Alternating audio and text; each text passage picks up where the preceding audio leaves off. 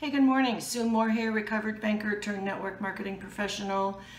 I want to do a video today to talk about a very, very important subject. And the subject is friends and family who will not support you in your network marketing business. So sit back. We're going to have a good conversation. Here we go. Last evening, I was at a local event for our company and was in a conversation with a couple of gals who related the stories of how they were just flat shocked and appalled that their family and their friends would not support them in this endeavor they had chosen. And in fact, one gal said her mother looked her square in the eye and said, "Don't show me your product because I'm not going to buy it." And you know, just as she was relating the story last night, and this happened a couple of years ago, you could see that it did have an emotional scar on this young lady. So again, that's why I'm doing this video again today, because I feel very strongly about this. Let's just back up a little bit though.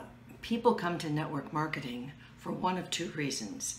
They either are looking for financial freedom or time freedom. And within those two big buckets, if you will, there are a myriad of reasons of why people are looking. You know, some might have had something devastating happen in their family life. There could have been a divorce, a marriage, graduation, whatever it is, or just for the pure peace of mind, knowing that you've got another source of revenue coming in to augment whatever it is you've put aside for retirement. Whatever it is, people come to network marketing after they have done their research on their company and what is really good for them and so forth. And they are excited. They see a new possibility on the horizon. And all of that is well, great, and good. And then they go and talk to somebody and they go, "You're doing what? Oh, you mean one of those scam things or one of those pyramid things?" And all of a sudden, their excitement, their belief, poof, just gets popped like a balloon. Now what happens, and if you back up and kind of look at this from a psychological standpoint, what happens is the skills necessary to be successful in network marketing are skills that most people do not have, or if they have them, they have not been well honed. And you know what I'm talking about. I'm talking about the skill to prospect, finding new people to talk to, the skill of presenting, sharing the information of your company. The third is following up, and it is true that the fortune is in the follow-up. And so you've got, when you meet them and you talk to them, you have got to follow up with them sometimes a dozen times before any kind of business can be consummated. And then lastly, leading a team. So most people don't have those skills. And they think that network marketers who have those skills or are developing those skills are unusual in some kind of way. So it is kind of reverse psychology on, how do I want to say, social pressure. Instead of conformity, they look at us like we're a little bit weird. And we think, well, I hope that they're not going to make it because those people are weird. The reality is what is really going on is that our choice to be in network marketing and hone these skills makes them feel uncomfortable. They like the life choices that they have chosen, which is all well, great, and good. And that, like I said, it's good for them. It wasn't for you. You had something in your heart that said, "I need something else, I want to do something else, I want to contribute in a different way." So, and it's kind of like, and you've heard this before in The Miracle Morning for Network Marketers. If you don't have this book, I highly suggest you read it. It is fabulous. I've read it twice.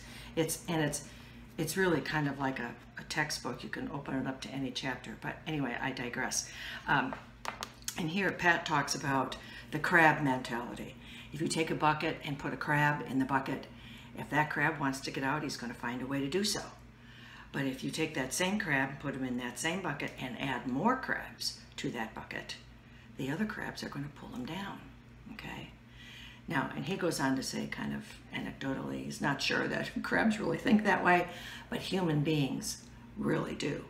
So to succeed in network marketing, not only do you have to hone your basic skills, which most companies hopefully are teaching you how to do, you also have to be open to a temporary loss of social esteem by people who have no idea of what the network marketing industry is or what it brings to those who choose to stay consistent and build their little piece of the pie. And really all it takes is you having a little bit of success, and those negative Nellies are going to kind of look around and say, ooh, look, she got this award, or ooh, look, he got, you know, that title. And they may never say anything to you, but once you show them that you are making a little bit of money and also having some success, their attitudes, I think, will ultimately change. What it takes, as I said, is perseverance and not getting wrapped up in what you think other people think about you. So, that said, I am a huge believer in the power of prayer. I believe that God plants dreams and desires in our hearts, which is really one of the reasons why people come, I believe, to the network marketing industry. So as such, what I also believe is that God will order my footsteps and your footsteps. And because he orders our footsteps, you and I will be where we need to be to meet who we have to meet at the right time. Now, whether that is through a face-to-face conversation or at a local meeting or on social media or through some other connection, he will orchestrate what I refer to as divine appointments with anyone, anywhere, anytime. And what I have found true in my life is that I am always surprised at how some of these relationships come to be. And I'm thinking it can only come from God, because I'm not smart enough, quick enough, or whatever to orchestrate it on my own. So I leave you with this. Don't lose heart, don't lose hope, don't lose faith, and don't lose patience. You will succeed. The only way you would not succeed is if you quit. So don't lose heart, don't lose hope, don't lose faith, don't lose your patience. Reach out to me if you'd like. I'd love to make a new friend. And now I'm at 8 minutes, and my husband is going to say to me, this is way too long. So I'm going to say bye-bye for now. I hope you got some value out of this. Please go to my website, https://SueMoore.net. Have a great day. God love you. Bye-bye.